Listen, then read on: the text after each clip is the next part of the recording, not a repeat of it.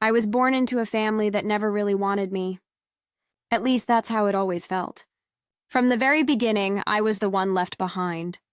My brothers, Ethan and Jacob, were celebrated like little kings from the moment they were born. Every birthday, every small achievement, every report card with good grades was treated like a festival. For me, there was nothing.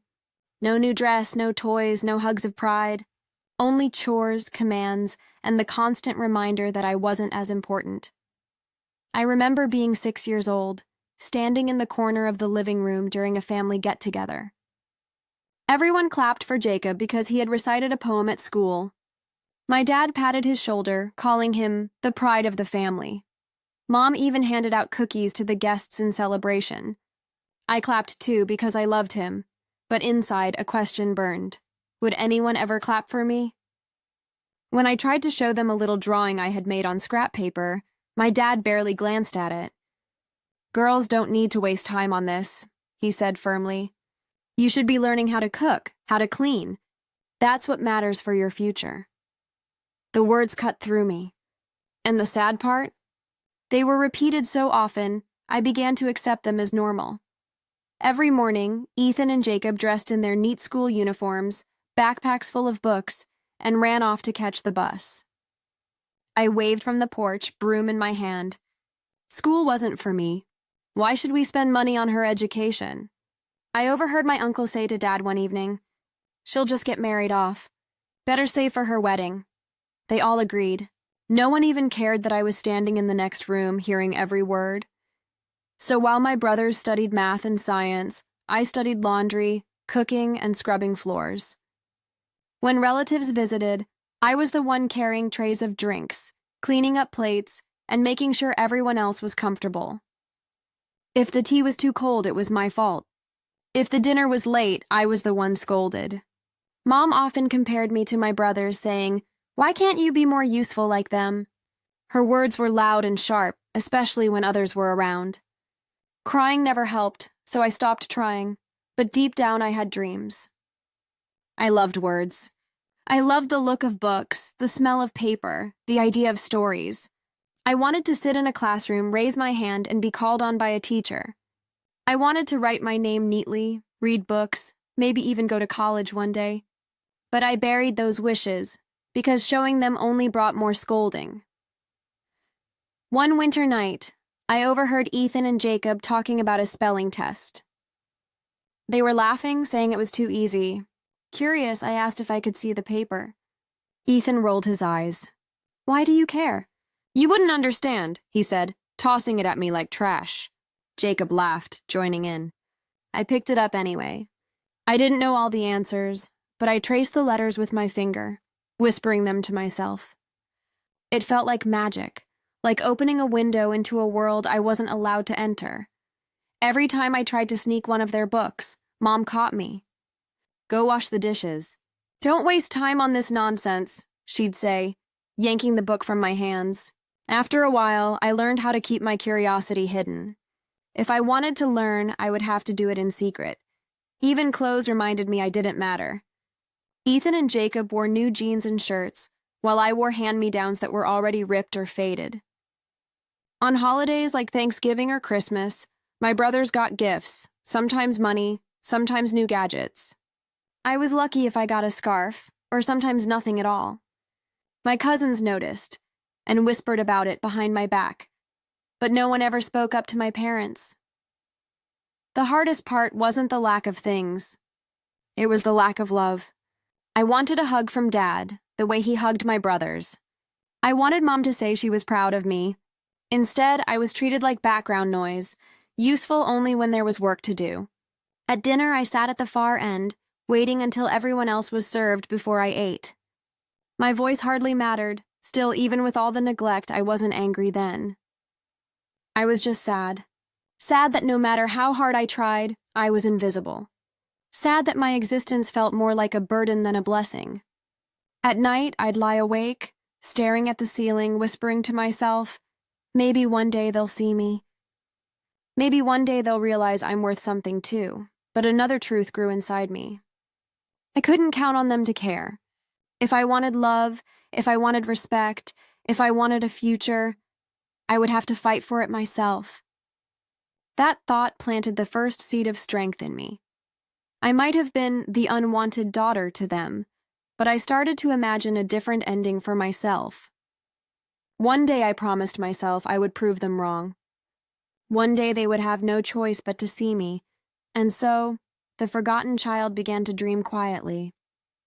My story started in rejection and loneliness, but it would not end there. Not if I had the courage to change it. Emma's life was shaped by the shadows of neglect. As a child, she had always looked for the smallest signs of love or acceptance from her parents, but those signs rarely came. Her family treated her differently from her brothers, Ethan and Daniel. While they received praise for the simplest of achievements, Emma's efforts were ignored. If she brought home good grades, her parents brushed them off as expected. But when her brothers succeeded, the entire house filled with celebration, laughter, and pride. Her father often told her, "Girls don't need to study too much. You'll just get married someday." Her mother, though softer in words, never defended her. Instead, she would say, "Don't argue with your father, Emma. That's just the way things are." Those words pierced her more than the neglect itself because they meant no one in her family was willing to fight for her. At school, Emma worked hard. Books became her escape, her teachers her source of encouragement. While her classmates went home to families who proudly displayed their achievements, Emma returned to silence. She learned not to expect applause. She studied late into the night, long after her family went to sleep, her small desk lamp lighting the pages of her textbooks. Every late night and every sacrificed childhood moment built something inside her, a quiet strength and determination that her family never noticed. There were days when she longed to quit, when the unfairness felt too heavy. Watching her brothers waste opportunities while being rewarded made her feel invisible. Ethan often skipped his homework, confident their parents would never scold him. Daniel barely passed his exams, but was still praised with gifts and outings. Emma wanted the same love, but she knew it wasn't coming. Instead of letting bitterness consume her, she began to focus inward. "If they won't see my worth now," she whispered to herself, "I'll make sure the world does one day." The turning point came when Emma's high school announced scholarships for students who excelled in academics. She saw it as her chance, but fear clawed at her. She knew her family wouldn't support her application. They would likely discourage it, telling her to leave such opportunities for her brothers. So Emma made a choice. She kept it a secret. With quiet determination, she gathered the required forms, wrote her essays, and prepared for the interviews. Every step felt like rebellion, but also freedom. Her teacher, Mrs. Carter, noticed her potential and became the guiding hand Emma had always needed. "Emma," she said one afternoon, "you are one of the brightest students I've ever taught. Don't let anyone convince you otherwise. Your voice matters, and your future is in your hands." Those words stayed with Emma like a flame on cold nights, keeping her motivated when doubt tried to break her. At home, she faced more challenges. Her father often asked her to help with household chores instead of studying, while Ethan and Daniel were free to play or relax. Sometimes she carried her books into the kitchen, reading while stirring a pot or washing dishes. She learned to balance her responsibilities with her dreams, even though it meant pushing herself harder than anyone should have to. When the scholarship results were finally announced, Emma's heart raced. She had won, not just one, but 2 offers from prestigious universities. The joy that filled her chest was indescribable, but she knew she couldn't share it at home. She imagined telling her parents, seeing their indifferent expressions, or worse, hearing them say she didn't deserve it. So she kept her victory quiet, letting it live in her heart like a precious secret. But her silence didn't mean she lacked ambition. Behind closed doors, Emma planned her future with careful precision. She researched universities, financial aid, and part-time jobs she could take to support herself. Her parents' neglect had unknowingly taught her independence. She had no one to rely on but herself. Despite her achievements, there were still moments of pain. Family dinners were the hardest. Her brothers bragged about their small victories, and her parents encouraged them with smiles and gentle pats on the back. Emma sat quietly, her accomplishments unspoken, her dreams locked inside her mind. Yet in that silence, her determination only grew. She wasn't just studying for herself anymore. She was building proof that she had always been worthy. Her hard work created a quiet but unshakable confidence. She realized she didn't need her family's validation. Every scholarship form filled, every late-night study session, every page of notes written was proof of her strength. Emma learned that love and support might not come from where you expect, but you can build a life even without them. Her neglect had been painful, but it had also given her a gift: resilience. She was no longer just a girl overlooked by her family. She was a young woman forging her own path. And though her parents still didn't see it, Emma knew deep down that one day they would. The neglect that had once felt like chains now became fuel. She carried it not as a burden, but as a reminder of everything she had overcome. Every moment of silence at home, every time her achievements were dismissed, had shaped her into someone stronger, sharper, and ready for the future. Emma had grown from a forgotten daughter into a force her family could no longer ignore. Emma's secret hard work finally began to show its true results when she stepped into the next stage of her life. After years of being overlooked and ignored at home, she carried with her not only her scholarship, but also a fire in her heart. Her family still didn't know the depth of her achievements. They thought of her as the quiet daughter who would eventually fade into the background. But Emma had other plans. The university campus was like stepping into a new world.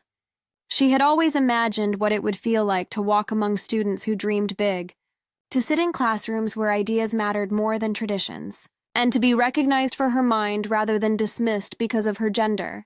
For the first time, Emma felt like she belonged. Professors admired her sharp questions, her essays were praised, and her peers began turning to her for help in difficult subjects. It was as though all the years of being invisible at home were now being reversed in front of her eyes. Yet, even in this new world, life wasn't easy. Emma had to juggle part-time jobs to cover her living expenses. She worked in the library, waited tables at a small cafe, and even tutored younger students in math and science. The exhaustion was real: late nights studying, early mornings rushing to her job, and sometimes skipping meals because her budget was tight. But instead of breaking her, the struggle made her stronger. Each paycheck reminded her she was building a life completely on her own. The most difficult part was keeping everything hidden from her family. When she called home, her parents rarely asked about her studies. Instead, they asked about Ethan and Daniel. Her father would say, "Daniel's thinking of joining business school. We might need to support him." Her mother would add, "Ethan is struggling, but we'll figure something out." No one asked how Emma was managing or what her future looked like. She simply listened, giving short answers, never revealing the truth. They had no idea that their quiet daughter was excelling in ways her brothers never had. One evening, as she sat alone in her dorm room after finishing a long shift, Emma realized something. She was no longer waiting for her family's approval. She had built a circle of support outside her home: friends who encouraged her, professors who believed in her, and mentors who guided her. This was her new family, one that recognized her worth. That realization lifted a weight she hadn't even known she was still carrying. Her growth didn't just stay within the classroom. Emma began to develop leadership qualities. She joined student organizations, became part of the debate club, and worked on projects that allowed her to showcase her creativity and determination. Each experience added another layer to her identity. She was no longer just the unwanted daughter. She was Emma, the leader, the scholar, the fighter. Still, there were moments of reflection that reminded her where she had come from. Sometimes, walking across campus, she would see parents hugging their children after a lecture or celebrating a good grade together. It hurt, knowing she had never experienced that kind of warmth. But rather than letting it make her bitter, she used it as motivation. "I'll build a life where I don't need their validation," she told herself. "I'll be the proof that I was always enough." Her persistence began to pay off in ways that couldn't be hidden forever. Emma was invited to academic conferences, where she presented research papers that impressed scholars far older than her. She won awards that came with financial prizes, easing her burden and allowing her to focus more on her studies. Slowly, her name started to appear in university newsletters and local newspapers highlighting bright students. Though she never shared these clippings with her family, she kept them carefully in a folder. One day, she thought, they might see it for themselves. Emma's brothers, meanwhile, were not doing well. Ethan had dropped out of his program after failing multiple courses, while Daniel was barely holding on. Their parents, once so proud of their sons, began to feel the weight of disappointment. They didn't realize it yet, but the child they had ignored all along was the one truly shining. The contrast between her life and her brother's became sharper every day. Where Ethan and Daniel wasted their opportunities, Emma squeezed every drop of possibility from hers. Where they expected handouts, Emma built her own path. And where they lived under the protection of their parents, Emma stood on her own 2 feet. But Emma didn't allow pride to consume her. She never gloated, never threw her success in their faces. Instead, she carried her victories quietly, knowing that her journey wasn't just about proving them wrong, but proving herself right. She understood that revenge didn't always mean anger or punishment. Sometimes the sweetest revenge was simply thriving when others believed you couldn't. Her secret growth turned her into someone her family wouldn't recognize anymore. She had become independent, strong, and full of vision. She wasn't just chasing a career, she was building a legacy for herself. And even though she kept her distance emotionally, she still carried hope deep in her heart that one day her family would see her not as a burden, but as the daughter who stood taller than anyone expected. Emma's journey of secret growth was more than a story of academics and scholarships. It was about resilience, about refusing to let neglect define her. She had turned her pain into power, her silence into strength, and her rejection into resolve. She no longer needed to ask, "Why don't they love me as much as my brothers?" Because she had found her answer. She didn't need their love to become who she was meant to be. Her life had transformed from the quiet suffering of childhood into the powerful independence of adulthood.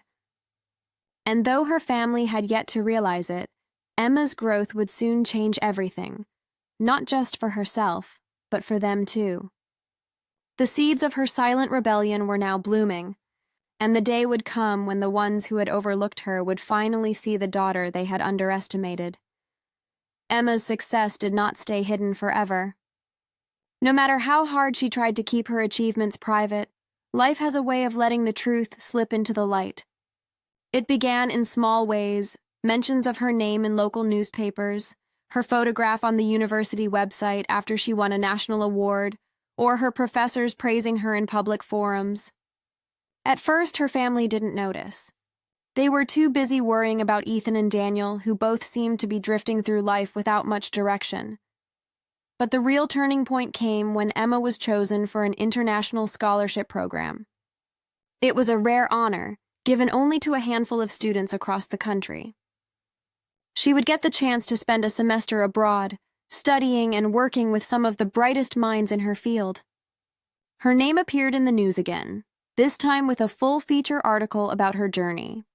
She hadn't shared it with her family, but a neighbor brought the newspaper to their house and proudly said, "Your daughter is making us all proud." Her parents were stunned. At first, they didn't even believe it was true.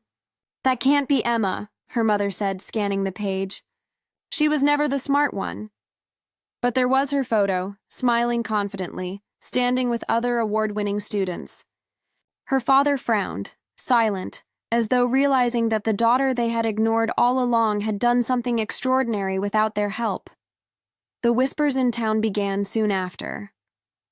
Relatives called to congratulate them, neighbors praised Emma openly, and even distant family members who had forgotten her name suddenly spoke about how remarkable she had become. Her parents, embarrassed and confused, didn't know what to say. For years, they had put their sons on a pedestal, boasting about Ethan's business ideas or Daniel's supposed potential. Now it was Emma's name that carried respect. Back at home, the mood shifted. Her brothers were not happy. Ethan muttered that Emma had just gotten lucky, while Daniel dismissed her accomplishments as overrated. But beneath their words was clear resentment. For the first time, they weren't the stars of the family. Their parents, though reluctant to admit it, began asking more about Emma's studies, though always in guarded tones.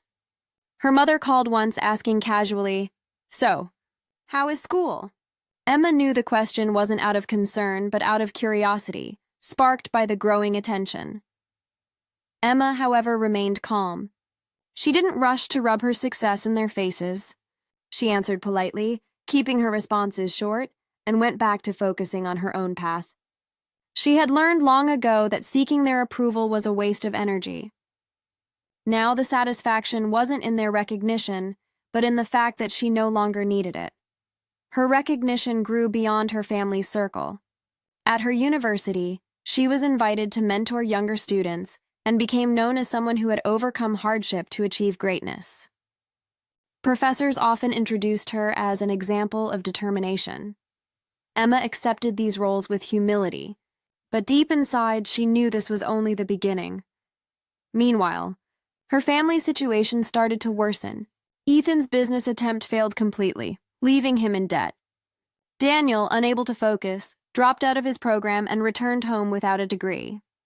Their parents, who had invested so much hope in their sons, now faced disappointment after disappointment. The same relatives who once admired Ethan and Daniel now began comparing them to Emma, and the contrast was painful. Emma heard about their struggles but didn't intervene. She remembered all the times she had been left out, all the years she had been treated as less. Still, she wasn't cruel. She sent small amounts of money home every now and then, disguising it as part of her scholarship allowance, so her mother could at least pay the bills. She didn't want them to suffer, but she also didn't want to erase the lesson life was teaching them, that the child they dismissed had become the one they needed most. One particular moment stood out. During a family gathering, a relative asked her father, "Aren't you proud of Emma? She's doing so well." Her father forced a smile, nodding slowly, but Emma noticed his pride was mixed with regret. For years he had overlooked her, believing only his sons could bring honor to the family. Now it was Emma carrying that honor, and it was undeniable. The recognition wasn't just external. It also brought Emma a sense of peace. For the first time, she didn't feel invisible. She had built her place in the world, brick by brick, without anyone's help. Every article written about her, every award she received, every clap she heard after a presentation reminded her that she had value. She no longer asked why her family hadn't loved her the same way. She knew the problem had never been with her. Yet as her recognition grew, so did the weight of decisions. People began to expect more from her, and she knew her journey wasn't finished. She often thought of her younger self, the girl who cried quietly at night because her brothers were always chosen first. That girl had survived, grown, and transformed into the woman now being praised. Emma wanted to honor her past self by continuing forward, not letting success make her complacent. Her family's growing awareness of her success created an unspoken tension. Her parents started calling more frequently, not out of love, but out of fear of losing connection with the daughter who now held real influence. Her brothers grew colder, their jealousy obvious, but Emma stayed focused. She had learned not to let their opinions shape her. This stage of Emma's life was not about revenge in the loud, dramatic sense. It was a quiet form of justice. The recognition she earned wasn't just about proving her family wrong. It was about proving to herself that her worth had always been real, whether or not they saw it. And in that recognition, she found something far more powerful than their approval. She found her own voice. Her journey was far from over, but Emma now walked with her head high, carrying the weight of her recognition like a crown she had forged out of pain, determination, and resilience. The once unwanted daughter was no longer just noticed, she was admired, respected, and above all, unstoppable. I always believed that my family's rejection was the fire that pushed me forward. When I left that house years ago, I carried more than just clothes in my small bag. I carried the scars of being told I was worth less than my brothers, the constant reminders that I wasn't wanted. But as I walked out, I also carried a promise to myself. I would rise, no matter how many nights I had to stay hungry or how many times the world told me no. Those first years on my own were brutal. I took odd jobs to survive waiting tables, cleaning offices late at night, tutoring kids for a few dollars. My life felt like a string of endless shifts with little rest in between. There were nights when I'd collapse on a cheap mattress in a small rented room, my feet aching and my eyes burning from exhaustion. But instead of bitterness, I clung to the thought that every hour worked, every dollar saved, was one step closer to the life I was building. College had been a dream my parents never intended for me to reach, but I clawed my way in. Scholarships became my lifeline. I studied harder than anyone else I knew, staying up until dawn in the library, fueled by instant coffee and the sheer determination not to waste the chance I had fought so hard to earn. My professors noticed. One of them, Dr. Mitchell, pulled me aside after class once and said, "Emily, you're going to do something extraordinary one day." Those words meant the world to me, because for the first time, someone believed in me without condition. Still, it wasn't just academics that shaped me. I learned to network, to speak with confidence, to carry myself in rooms where no one expected a girl like me to stand tall. I joined student organizations, took internships, and volunteered anywhere that gave me experience. There were times when self-doubt whispered in my ear, reminding me of every cruel word my family had spoken, but I pushed that voice aside. I knew if I gave in, I'd fall back into the shadows they had once forced me into. Graduation day was one of the proudest days of my life. I wore my cap and gown with a smile that wouldn't fade, holding my degree like a trophy. My family didn't come. They didn't clap for me or take pictures. But the absence only made me stronger. I didn't need their validation anymore. I had proven to myself that I was capable, intelligent, and unstoppable. From there, my career took off. I started as a junior associate at a respected law firm, and though the hours were long and the pressure intense, I thrived. The courtroom became my stage, and I learned how to turn my voice into power. I defended people who had been overlooked, mistreated or forgotten, and in every case, I felt like I was also defending the girl I used to be, the one they told was nothing. I worked tirelessly, climbing the ranks until I was no longer just another lawyer in the office. I became one of the most sought after in the city. My name began appearing in articles, and people started recognizing me not as someone's daughter or sister, but as Emily Clark, the woman who had made it on her own. With each success, I felt the weight of my past lighten, though it never disappeared entirely. Money, respect, independence. It all came in waves. I moved into a place I once thought I'd only see in magazines, furnished it with my taste, and created a home that felt safe. I traveled, learned, and experienced life on my own terms. But no matter how high I climbed, I never forgot the basement where I once cried alone, or the words that had cut into me like knives. Yet my success wasn't built on spite alone. I didn't want revenge to be my only compass. I wanted to prove that resilience, hard work, and faith in oneself could create miracles. Still, there was always a part of me that wondered, what would my family think now, if they saw me standing tall, while the daughter they once pushed aside had become everything they thought she couldn't? Years passed and I kept growing. I invested smartly, saved carefully, and built a reputation that even my old family friends whispered about. I became the kind of person people sought for advice, not someone they pitied or ignored. Every victory was sweet, but it was never about showing off. It was about reclaiming the dignity that had been denied to me as a child. But life has a way of circling back. Just when I thought I had closed the chapter on my past, whispers of my family's troubles reached me. Their finances were collapsing, businesses failing, and debts piling high. Irony hung heavy in the air. They had once denied me opportunities, only to end up desperate for the very success I had created without them. I didn't smile at the thought, but I felt a strange, sharp clarity. Life had drawn the lines, and I was on the side they never believed I could reach. The girl they had rejected had transformed into a woman of power. And though I hadn't set out to prove anything to them, fate seemed determined to hand me the final word. I always thought success would put enough distance between me and my family that I'd never have to think of them again. But life doesn't work that way. Just when you believe the past is behind you, it finds a way to circle back. And in my case, it came in the form of whispers about my family's downfall. At first, I didn't believe it. People exaggerate, and rumors travel fast in a small town.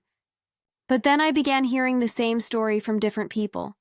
My father's small business had gone bankrupt, my brothers had made reckless investments, and debts had stacked higher than they could pay. The family that once treated me like a burden was now drowning in the kind of ruin they used to mock others for. One evening, I sat in my office with the city skyline glowing behind me. I had just finished a case that brought me more recognition than ever before. My phone buzzed with a message from an old neighbor. "Emily, I thought you should know. Your family's losing everything." I stared at the screen for a long time. A rush of memories hit me. My father ignoring me at the dinner table. My brothers laughing when I asked for books instead of toys. My mother looking away when I begged for permission to study more. They had built their world on the belief that I was less, and now that world was crumbling. Days later, I received a letter. It wasn't from my parents, of course. They still carried too much pride to reach out directly. It was from my aunt, who had always pitied me in quiet ways. Her words were careful but clear.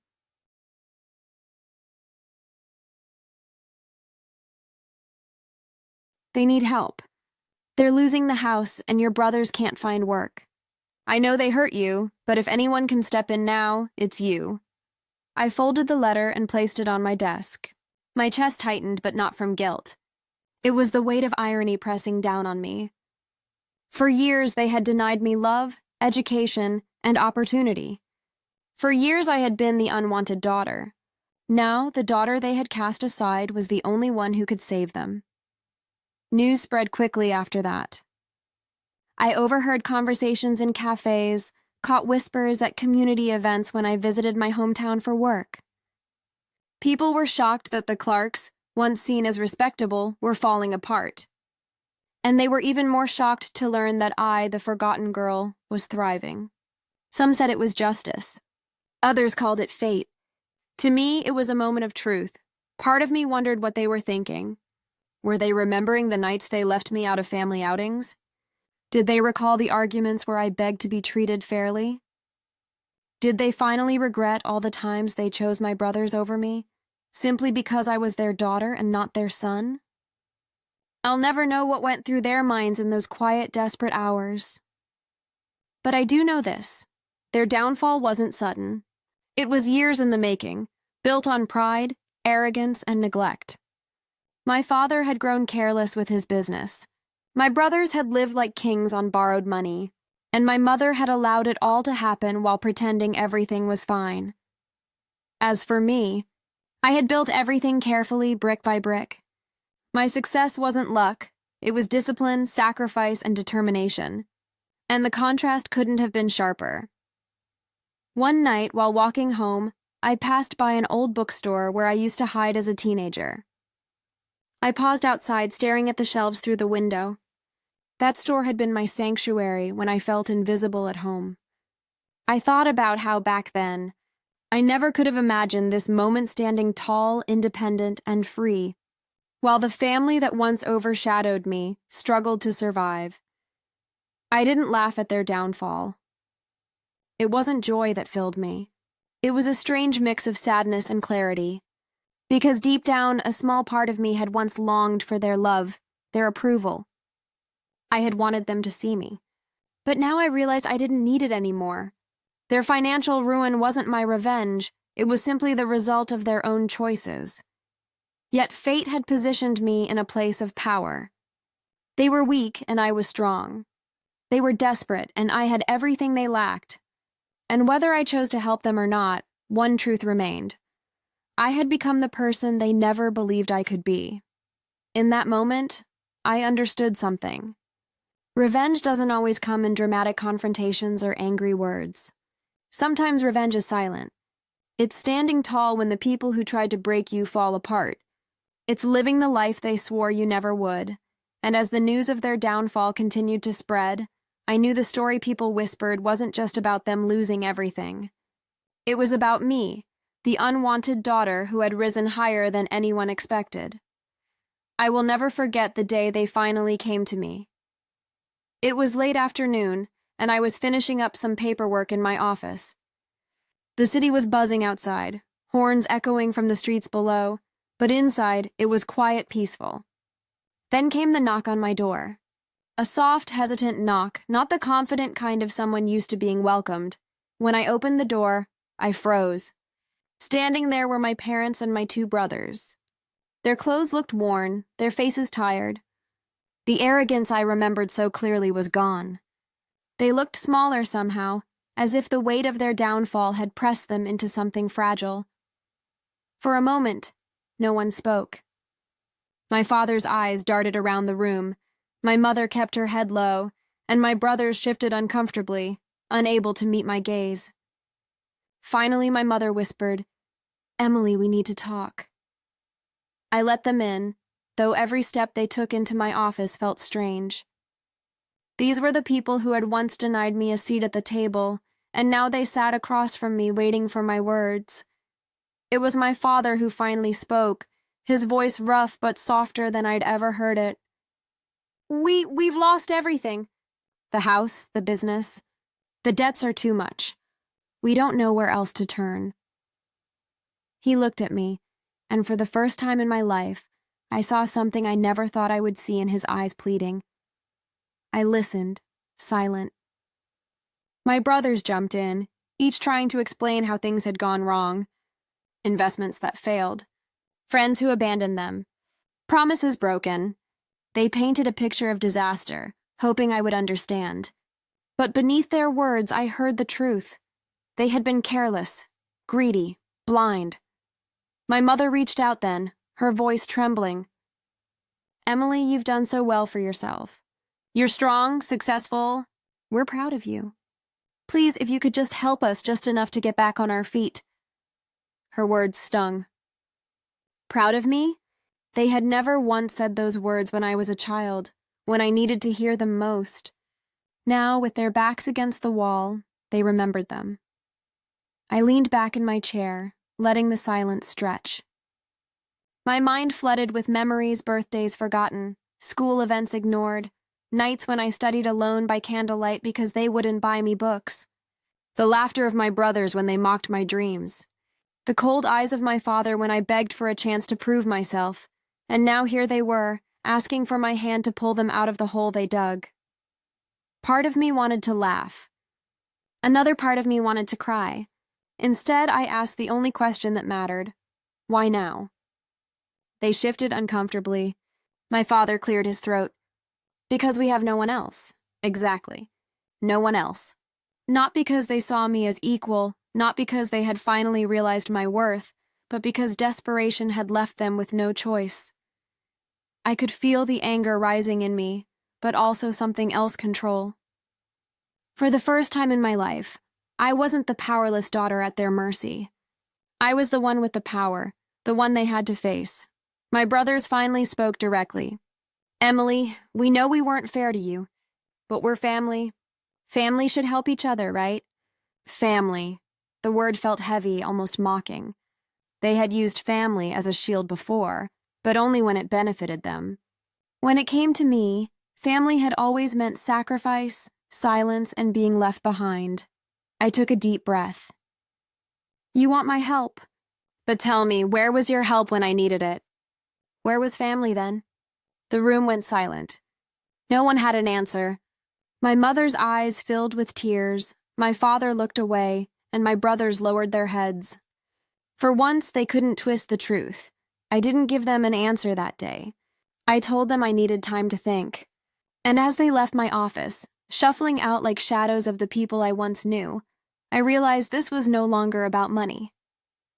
This was about respect, about the years of pain that had shaped me into who I was. As the door closed behind them, I sat in silence, the echoes of their voices still in the air. I knew the decision ahead of me would not be easy. To help them would mean stepping into the same family that once cast me aside. To refuse them would mean closing the door forever.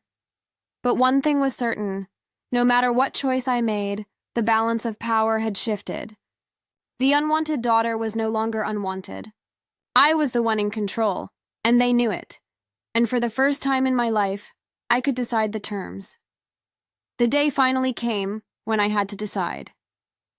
For weeks, their visit had weighed on me like a storm cloud that wouldn't leave. My parents and brothers had come begging, humbled by their losses, and now the choice was in my hands. Should I forgive them and extend a hand, or let them taste the consequences of the years they had abandoned me? I sat in my apartment one evening, staring out the window at the glowing city lights. Success had brought me here. Scholarships, jobs, endless nights of work, all things I had built without their support. And now all of that effort had placed me in the exact position where they once stood, the one holding the power. The thought of revenge tugged at me. How satisfying it would be to look them in the eyes and say, "No, you left me behind. Now I leave you." To let them feel the sting of rejection, the same rejection I had carried for years, but another voice whispered inside me. It wasn't forgiveness, not really, but clarity. What good would come from repeating their cruelty? If I acted out of bitterness, I would become no different than them. I thought about my younger self. The little girl sitting alone in her room, clutching her school books, wishing just once to be seen, to be heard, to be loved. If she were standing beside me now, what would she want me to do? Would she want me to slam the door, or would she want me to show them the strength they never gave her? When my family came again to meet me, I was ready. They sat across from me in silence, their eyes lowered, waiting for my decision. My father looked older than I remembered, my mother frailer, my brothers worn down. I realized they had already lost something greater than money, their pride. I cleared my throat and began. "You came to me for help. You say you've lost everything, but you don't understand. You lost me years ago, when you decided I wasn't worth your time, your care, or your support." Their faces tightened. My mother's lips trembled, but she said nothing. I continued.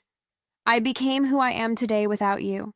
Every success, every step forward came from my own struggle. And now you sit here because you need what I've built. But I need you to know this. Whether I help or not, you can never undo the past. You can never erase what you did." There was a long pause. My father finally asked, "So will you help us?" I leaned forward. "I will not abandon you completely, but I will not save you the way you expect. I will provide a roof, food, the basics. I will not let you starve.